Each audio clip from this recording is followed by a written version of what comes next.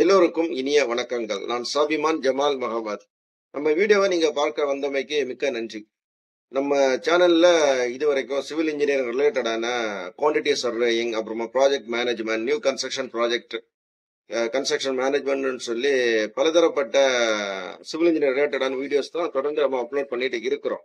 அந்த வகையில இந்த பதிவுல யூனிட் ரேட் எஸ்டிமேஷன் அப்படின்னா என்ன என்பதை பற்றி இதுவரைக்கும் நீங்க கேள்விப்படாம இருந்தீங்கன்னா இந்த பதிவை நீங்க முழுமையா ஸ்கிப் பண்ணாம பார்த்து முடிக்கக்கூடிய நேரத்துல நிச்சயமா உங்களுக்கு ஒரு தெளிவான புரிதல் கிடைக்கும் என்கின்ற தொடர் நம்பிக்கையில தான் இந்த பதிவை நான் இதுல ஆரம்பிக்கிறேன். அதற்கு முன்னாடி நான் எப்பவும் உங்கள்கிட்ட கேட்கறேதான், மறக்காம நீங்க நம்ம சேனலை கொஞ்சம் சப்ஸ்கிரைப் பண்ணிக்கிட்டு பக்கத்துல இருக்கக்கூடிய அந்த பெல் ஐக்கானையும் கொஞ்சம் ஆன் பண்ணிக்கிடுங்க. இது சனாஃபில் சிவில் குவான்டிட்டி சர்வேயிங் கற்றதும் கற்பிக்கப்பட்டது. யூனிட் ரேட் எஸ்டிமேஷன் ப்ராசஸ் அப்படின்னு சொல்லக்கூடியது ஒரு பர்டிகுலர் ஐட்டத்தினுடைய rate. We take one example from bill of quantities, then we can easily understand the process of activities. அதுக்கு நம்ம எடுத்துக்க போற ஐட்டம் என்னன்னு பாத்தீங்கன்னா ஒரு காங்கிரீட் இடமா எடுத்துக்கிறோம். இப்போ ஒரு காங்கிரீட் குவான்டிட்டி நம்ம கிட்ட இருக்குதுன்னு நீங்க இமேஜின் பண்ணிக்கிடுங்க. இந்த காங்கிரீட் குவான்டிட்டியினுடைய நம்ம ரேட்டை கண்டுபிடிக்கணும். அப்ப அதுக்கு ஒரு ப்ராசஸ் ஆஃப் மெத்தட் நம்ம செய்ய வேண்டியது இருக்கும். அந்த ப்ராசஸ் ஆஃப் மெத்தட்ல நம்ம செய்து முடிக்கக்கூடிய நேரத்துல ஒரு ரேட்டு கிடைக்கும். அந்த யூனிட் பிரைஸை நம்ம எப்படி ஃபைண்ட் அவுட் பண்றதுன்னா, material cost, labour cost, equipment cost, over head and profit, இந்த ரேட்டை எல்லாம் கலெக்ட் பண்ணிட்டு அதன் பிறகு நம்ம ரேட் அனாலிசிஸ் செய்து பார்க்கணும். அப்படி செய்யக்கூடிய நேரத்துல நமக்கு ஒரு பெரிய அமௌண்ட் கிடைக்கும். அந்த அமௌண்ட்ல இருந்து நமக்கு அந்த யூனிட் பிரைஸை எடுக்க முடியும். இந்த யூனிட்னு சொல்லக்கூடியது எப்படி இருக்கும்னா, மீட்டர்ல இருக்கலாம், ஸ்கொயர் மீட்டர்ல இருக்கலாம், கியூபிக் மீட்டர்ல இருக்கலாம், கிலோகிராம்ல இருக்கலாம், அல்லது நம்பர்ஸ்ல இருக்கலாம். அது அந்த பொருளினுடைய தன்மையை பொறுத்து அந்த யூனிட் ஆனது நம்ம பிக்ஸ் பண்ண வேண்டியது வரும். அதே மாதிரி ரேட் அனாலிசிஸ் சொல்லக்கூடியது ஒரு ஒரு லார்ஜ் அமௌண்ட்ல நம்ம ரேட் அனாலிசிஸ் செய்தாதான் நமக்கு கரெக்டான ரேட் எடுக்க முடியும். உதாரணத்துக்கு ஒரு 10 கியூபிக் மீட்டர் அளவுக்கு நம்ம ரேட் அனாலிசிஸ் பண்ணோம்னா தான் நமக்கு ஒரு கியூபிக் மீட்டருக்கு எவ்வளவு அமௌண்ட் வரும் அப்படின்னு சொல்லக்கூடியதை நாம எடுக்க முடியும். இந்த ப்ராசஸ் ஆஃப் ஒர்க்ல இருந்து கிடைக்கக்கூடிய அந்த வேல்யூவை தான் நாம யூனிட் பிரைஸ் அப்படின்னு சொல்லி கன்சிடர் பண்றோம். அதே மாதிரி இந்த டைப் ஆஃப் ஒர்க் நம்ம செய்யறதுனால எந்த அளவுக்கு முக்கியமா இருக்கும்னு சொல்லி நம்ம பார்த்தோம்னா, ஃபர்ஸ்ட் பாத்தீங்கன்னா ப்ராஜெக்டினுடைய வேல்யூல எந்த மாற்றமும் இல்லாம நாம நினைச்சிருக்கக்கூடிய அந்த அமௌண்ட் உள்ளாடி முடிக்க முடியும். என்ன காரணம்னா, ஒவ்வொரு ஐட்டத்துக்கும் நம்ம தனித்தனியா யூனிட் ரேட் நம்ம அரைவ் பண்றதுனால நம்மளால அந்த குவான்டிட்டி வைஸ் பார்க்கக்கூடிய நேரத்தில் ஏதாவது ப்ராப்ளம் வந்துச்சுன்னா உடனே ஃபைண்ட் அவுட் பண்ணி அதுல வரக்கூடிய பிரச்சனைகளை அப்பவுமே இதை தவிர்க்க முடியும். அதுக்கு அடுத்ததா பாத்தீங்கன்னா இதுல கேஷ் ஃப்ளோ மேனேஜ்மெண்ட் சரியான முறையில செய்ய முடியும். என்ன காரணம்னா, குவான்டிட்டி யூனிட் பிரைஸ் நம்மள்ட்ட இருக்கிறதுனால ஒரு மாசத்துக்கு இதுல எவ்வளவு குவான்டிட்டி வருது, எவ்வளவு அமௌண்ட் வருதுன்னு சொல்லக்கூடியதை நம்மளால பிசிக்கலா ஒர்க் அவுட் பண்ணி பார்க்க முடியும். அப்படி பாக்குறதுனால நமக்கு பினான்சியல் ரீதியா வரக்கூடிய பெரிய அளவுல ரிஸ்க் இதுல முழுமையா தவிர்க்கப்படும். இந்த மாதிரிப்பட்ட பலதரப்பட்ட காரணங்கள் இந்த யூனிட் ரேட் எஸ்டிமேஷன்ல இருக்கிறதுனாலதான் பெரிய அளவுல இதை தொடர்ந்து பயன்படுத்திட்டு இருக்கிறாங்கன்னு சொல்லக்கூடியதையும் தெரிஞ்சுக்கணும். யூனிட் ரேட்டை எப்படி எடுக்கணும்னு சொல்லக்கூடியதை நாம ஒரு எக்ஸாம்பிள்ல இருந்து தெரிந்து கொள்ளலாம். அதற்கு நம்ம ஒரு கியூபிக் மீட்டர் காங்கிரீட்டினுடைய யூனிட் ரேட் எப்படி வரும்னு சொல்லக்கூடியதை அடுத்தடுத்ததான் நம்ம பார்த்து தெரிஞ்சுக்கலாம். இப்ப நம்ம என்ன செய்யலாம்னா, ஒரு கியூபிக் மீட்டர் காங்கிரீட்டை பொறுத்தது வரைக்கும் என்னெல்லாம் தேவைப்படும் பாத்தீங்கன்னா, நம்ம ஆரம்பத்துல சொன்ன ஒரு 4 கேட்டகரி, அதாவது material cost, labour cost, equipment, அப்புறமா ப்ராஃபிட், இந்த 4 கேட்டகரியில நம்ம இப்போ அந்த ரேட் அனாலிசிஸ் பண்ண போறோம்.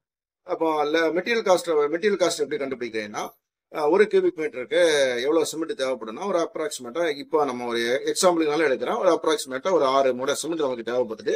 எம்சாண்டை பொறுத்தது வரைக்கும் 0.42 கியூபிக் மீட்டர் எம்சாண்ட் தேவைப்படும். 20 mm மெட்டலை பொறுத்த வரைக்கும் 0.9 கியூபிக் மீட்டர். அதே மாதிரி வாட்டரை பொறுத்தது வரைக்கும் ஒரு அப்ராக்சிமேட்டா 200 லிட்டர் வாட்டர் நமக்கு தேவைப்படுது. இதுக்கு உள்ள ரேட், மார்க்கெட்ல என்ன ரேட் இருக்கோ அந்த ரேட்டை இதுல நம்ம மல்டிப்ளை பண்ணணும். அப்போ ஒரு அமௌண்ட் நமக்கு கிடைக்கும். இது மெட்டீரியல் காஸ்டா இதை நம்ம கன்சிடர் பண்ணணும். இதுக்கு அடுத்தது பாத்தீங்கன்னா லேபர் காஸ்ட். லேபர் காஸ்ட்டை பொறுத்தது வரைக்கும் ஒரு ஸ்கில்டு லேபரை ஒன்னை யூஸ் பண்ணுவோம். அது அன்ஸ்கில்டை பொறுத்த வரைக்கும் ஒரு 3 அன்ஸ்கில்டை யூஸ் பண்ணலாம். அவங்களுடைய மார்க்கெட் பிரைஸை போட்டோம்னா இப்ப லேபருடைய காஸ்ட் நமக்கு கிடைச்சிடும். இதுக்கு அடுத்தது பாத்தீங்கன்னா நமக்கு எக்யூப்மெண்ட் தேவைப்படும். எக்யூப்மெண்ட்டை பொறுத்தது வரைக்கும் மிக்சர் மிஷினா இருக்கலாம், அல்லது ரெடிமிக்ஸ் காங்கிரீட்டை நம்ம போறதா இருக்கலாம். இதுக்கு எல்லாத்துக்கும் என்னன்னா டூல்ஸ் அண்ட் பிளான்ஸ் சொல்லக்கூடிய கேட்டகரியில சம் அமௌண்ட்டை இதுக்கு நம்ம கொடுத்தாகணும். ஸோ இதையும் நம்ம இதுல ஆட் பண்ணணும். இதுக்கு அடுத்ததா பார்க்கக்கூடிய நேரத்தில் இதெல்லாம் செய்தாலும் நம்மளுடைய ஓவர் ஹெட் இருக்கும், ப்ராஃபிட் இருக்கும். அப்போ அதுக்கு ஒரு 10% இதுல ஆட் பண்ணிக்கிறோம். அதையும் கூட்டக்கூடிய நேரத்துல நமக்கு அந்த காங்கிரீட்டினுடைய ஒரு கியூபிக் மீட்டர் வேல்யூ நமக்கு கிடைக்கும். இந்த ஒரு கியூபிக் மீட்டர் வேல்யூவை தான் நம்ம யூனிட் பிரைஸா வந்து கன்சிடர் பண்ணோம். இந்த யூனிட் பிரைஸை எடுத்து நம்ம என்ன பண்ணணும்னா நேராக இருக்கக்கூடிய இந்த பிஓக்கில போடக்கூடிய நேரத்துல அந்த பிஓக்கில வந்து அமௌண்ட் நமக்கு கிடைச்சிடும். இப்படி நம்ம செய்யறதுனால என்ன பெனிஃபிட்னா, ஓவராலா பார்க்கக்கூடிய நேரத்துல சில குறிப்பிட்ட ஐட்டங்கள் இந்த மாதிரி பண்றதுனால அந்த ப்ராஜெக்ட்ல எந்த மாதிரிப்பட்ட பிரச்சனைகள் வந்தாலும் நம்ம ஈஸியா ஐடென்டிஃபை பண்ணி ஒரு இடத்துல பிரச்சனை வந்து அந்த பிரச்சனையை மட்டும் கரெக்டா கண்டுபிடிச்சு நம்ம அதை ரெட்டிஃபை பண்ண முடியும். அதுக்காக தான் இந்த யூனிட் ரேட் மெத்தடை வந்து பெரும்பாலும் யூஸ் பண்ணிட்டே இருக்கிறாங்க. அதே நேரத்துல இதே மெத்தட் வந்து ஒரு 100 ஐட்டம் இருக்குன்னா 100 ஐட்டத்துக்கும் இதே மாதிரியான ஒரு ப்ரொசீஜர்ல தான் ரேட் அனாலிசிஸ் செய்யணும்.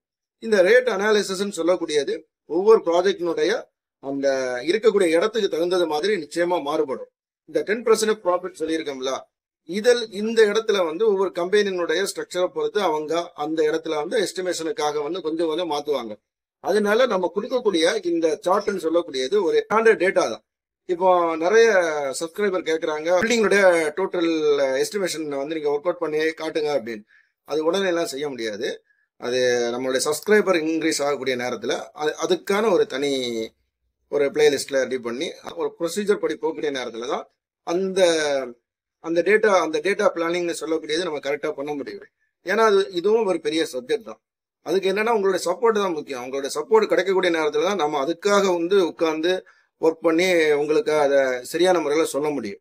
இப்ப நான் சொல்லிட்டு இருக்கக்கூடிய எல்லா டேட்டாவும் தியரட்டிக்கலா என்னென்ன இருக்குது, எப்படி இதை வந்து ஆர்கனைஸ் பண்ணி நமக்கு இவ்வளவு பெரிய ஒரு ஃப்ரேமை கொடுத்துருக்காங்க அப்படின்னு சொல்லக்கூடிய ஒரு புரிதலுக்காக தான். நீங்க ப்ராக்டிக்கலா ஒரு ஒர்க் அவுட் பண்ணணும்னு சொல்லி நீங்க விரும்புறீங்கன்னா அது நமக்கு வரக்கூடிய சப்ஸ்கிரைபர் இன்க்ரீஸ் ஆகக்கூடிய நேரத்துல தான் அதற்கான பாசிபிள் வந்து செய்ய முடியும். ஏன்னா இதையும் செய்யணும், நமக்கு இன்னும் வேற வேலைகள் இருக்கிறதுனால அது கொஞ்சம் சிரமம்னு வச்சுக்கிடுங்க. ஏன்னா ஒரே நேரத்துல இதெல்லாம் சேர்த்து செய்ய முடியாது. கன்ஸ்ட்ரக்ஷன்ல வந்து நம்ம ரேட் அனாலிசிஸ் அப்புறமா வந்து எஸ்டிமேஷன் சொல்லக்கூடியது ஒரு கிரிட்டிக்கலான ஒரு ஜாப். அந்த ஜாப்பை வந்து செய்யறதுக்கு ரொம்ப பொறுமை இருக்கணும். அது மட்டும் இல்லாம சுத்தி இருக்கக்கூடிய எல்லா இதையும் நம்ம கரெக்ட் பண்ணா மட்டும்தான் அந்த ப்ராசஸ் ஆஃப் ஒர்க்கை வந்து சரியான முறையில உங்கள்கிட்ட நான் சொல்ல முடியும். ஏதோ எல்லாரும் பாக்குறீங்கன்னு சொல்லிக்கிட்டு அதை ஏனோ தானோன்னு சொல்றதுக்கும் விருப்பம் இல்லை. எப்படி வருது, நம்ம எப்படி செய்யணும்னு சொல்லக்கூடியத யாரும் இல்லாம இத வீடியோ பார்க்கக்கூடிய நீங்களும் செய்யணும்னு சொல்லக்கூடியதான் நோக்கமா இருக்குது. அதனாலதான் இவ்வளவு பொறுமையா முடிஞ்ச வரைக்கும் எனக்கு தெரிந்த அந்த தகவல்களை உங்ககிட்ட திரும்ப சொல்லிட்டு இருக்கிறேன்.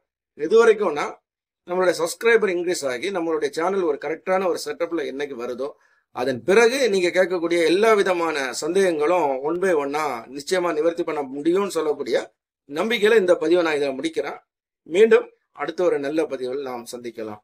நன்றி, வணக்கம்.